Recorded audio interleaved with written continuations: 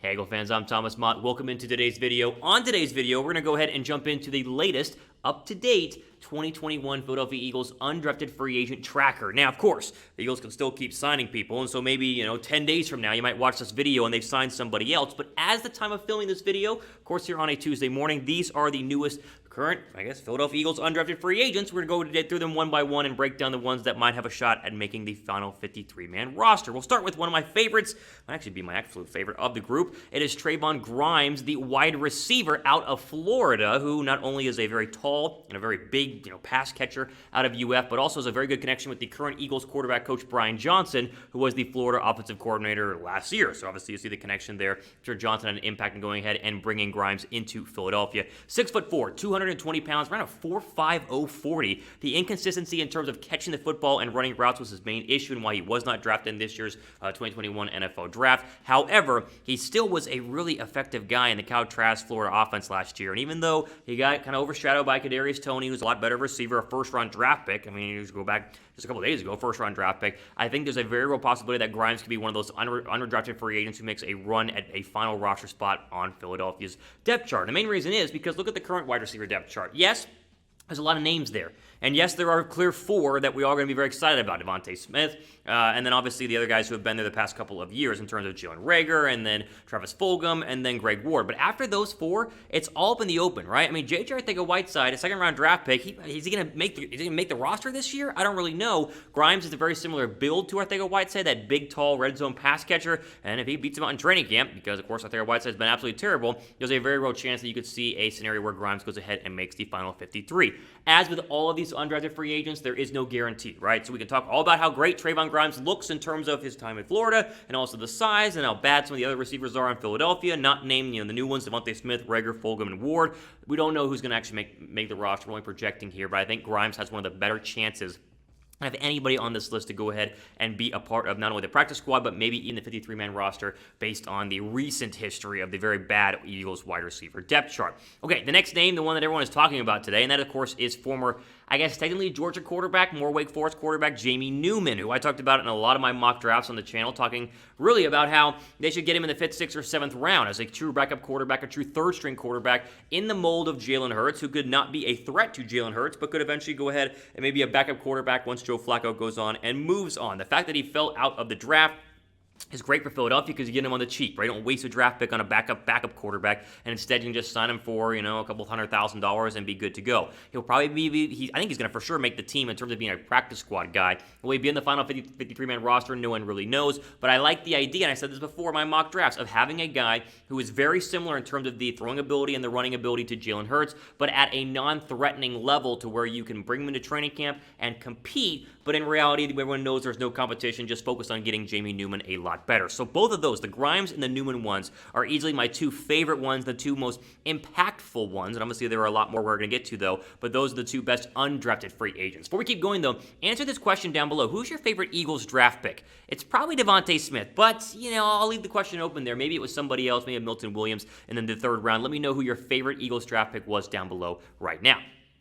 Now, my favorite draft pick, as I'm sure a lot of you guys have already commented saying, is, of course, Devontae Smith. I mean, the fact that they were able to go ahead and not only move up to take him at number 10, but make sure the Giants didn't get him is fantastic. And so, in honor of Devontae Smith being the newest Eagle, go ahead and pick up his official NFL Nike jersey right now. That number 6, my favorite number growing up, the one I wore in high school, looks sweet. You can get it right now at chatsports.com/Devontae. It has all the different sizes, men's, women's, small, large, medium size, all the different Devontae jerseys you could possibly hope for are all there at chatsports.com/Devontae. So go ahead and pick one up right now. The link will be down below in the description box.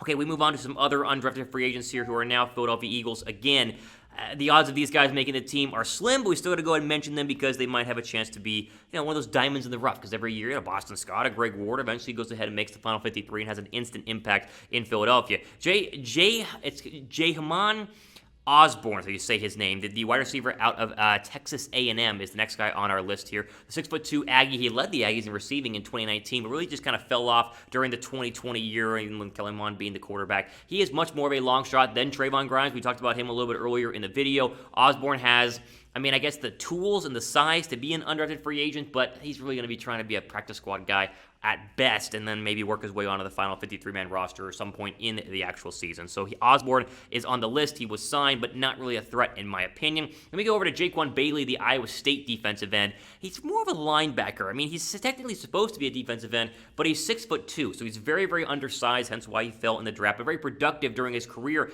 at Iowa State. I mean, look at 150 tackles, 25 sacks. I think he's going to kind of be an outside linebacker, but could also line him up at pass rusher. Very interesting to see what they do with him in terms of his training camp line-up positional group, but most likely probably a punt return guy, going to go ahead and run down on special teams, and that's what a lot of these guys are going to go ahead and be. But there's actually production with Bailey, and that's kind of unique here for undrafted free agents, so we got to go ahead and mention him on this list as well.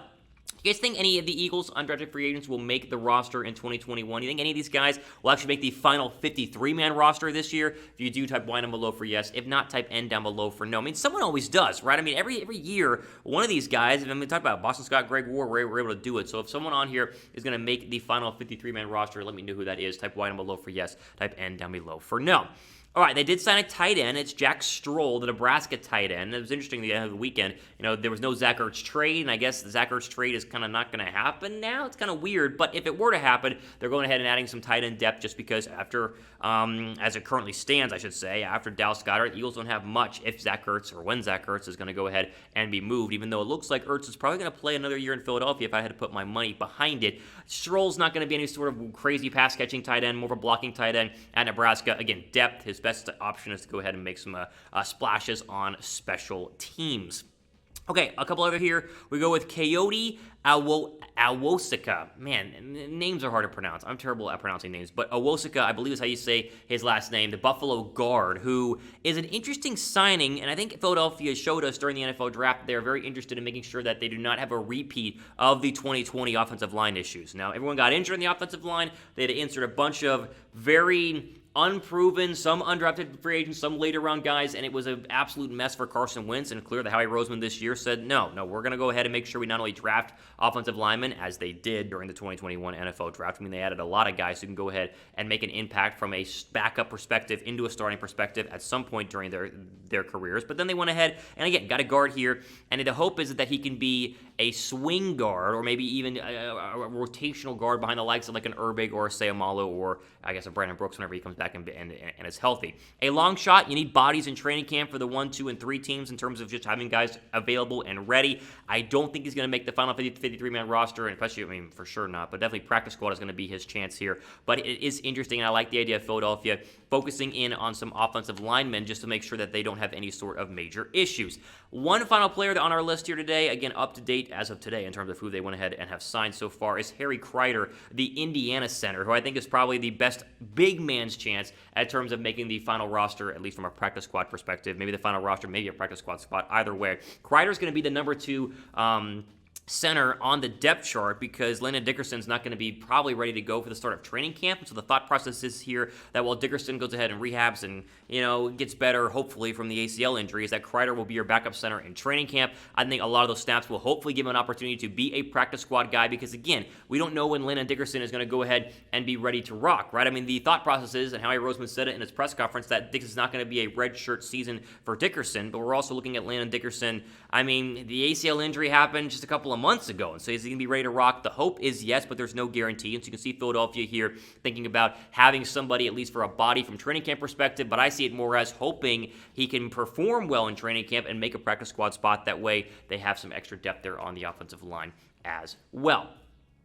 Okay, before we go ahead and end here on this video, make sure you guys are subscribed and make sure to turn on the notification bell as well. That way you're notified whenever we drop the latest videos. We have plenty more upcoming here as, yes, the NFL draft is over, but the offseason continues to be in full swing. Will Zach Ertz trade happen? I don't know. If it does, we'll cover it here on the channel, so make sure you guys have the notification bell turned on as well. We get an Eagles official 2021 schedule next week, and we're going to break that all down as well. And so another reason to go ahead and be subscribed. So go down below, hit that red subscribe button, as well as turning on the notification notification bell. That way, whenever I drop a new video, which happens almost every single day here, you guys are notified whenever we drop the latest things to this channel. And again, all free too, right? So we cover the Eagles in depth for you, and all you gotta do in terms of payment is just click the red subscribe button and the notification bell. So it is completely free. Again, ultimately out for today here on Philadelphia Eagles Now, our undrafted free agent mock, or I should say tracker right now, as we keep an eye on the guys who Philadelphia is signing. If they sign more people, we will obviously go ahead and cover it, but right now these are the guys as of today, which is Tuesday, May the 4th. May the 4th be with you. Again, ultimately out for today, Philadelphia Eagles Now, Thomas Mott signing off for the rest of your day.